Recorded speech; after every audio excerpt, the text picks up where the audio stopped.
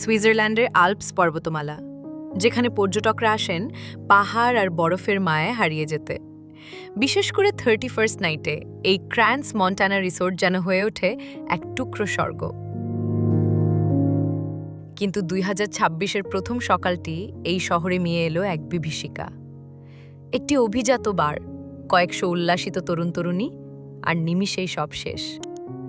উৎসবের রঙিন আলো বদলে গেল শ্মশানের লেলিহান শিখায়।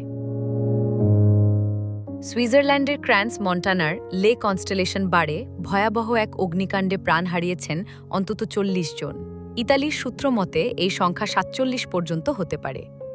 আহত হয়েছেন 100-রও বেশি মানুষ, যাদের অনেকের অবস্থা আশঙ্কাজনক।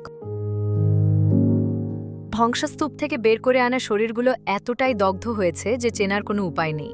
নিখোঁজ সন্তানদের খোঁজে মা বাবার আহাজারিতে ভারী হয়ে আছে বাতাস। কর্তৃপক্ষ জানিয়েছে, ডিএনএ এবং ডেন্টাল রেকর্ড ছাড়া পরিচয় শনাক্ত করা অসম্ভব। কিন্তু কিভাবে ঘটল এই দুর্ঘটনা? প্রত্যক্ষদর্শীদের মতে, বারের বেসমেন্টে উৎসব যখন তুঙ্গে, তখন মোমবাতির আগুন থেকে সিলিংয়ে আগুন ধরে যায়। মুহূর্তের মধ্যেই সেই আগুন ছড়িয়ে পড়ে পুরো ভিড়ে ঠাসা বারে। বের হওয়ার পথ ছিল সংকীর্ণ। এই ট্র্যাজেডিতে স্তম্ভিত গোটা বিশ্ব। ইটালি, ফ্রান্স এবং অস্ট্রেলিয়ার নাগরিকরাও রয়েছেন ভিকটিমদের তালিকায়। সুইজারল্যান্ডে রাষ্ট্রীয়ভাবে 5 দিনের শোক ঘোষণা করা হয়েছে, উড়ছে অর্ধনমিত জাতীয় পতাকা।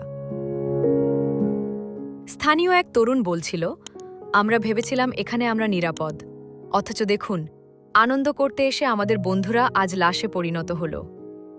বেঁচে যাওয়া এক কিশোরী আবেগাপ্লুত হয়ে বলছে, মায়ের জেদের কারণে সেদিন বারে যায়নি, আজ বুঝছি মাই আমাকে নতুন জীবন দিয়েছেন। আধুনিক সুইজারল্যান্ডের ইতিহাসে এটি অন্যতম বড় ট্র্যাজেডি।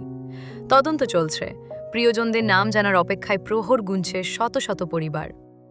উৎসব যেন মুহূর্তেই বিষাদে রূপ নিল এক অসতর্কতায়।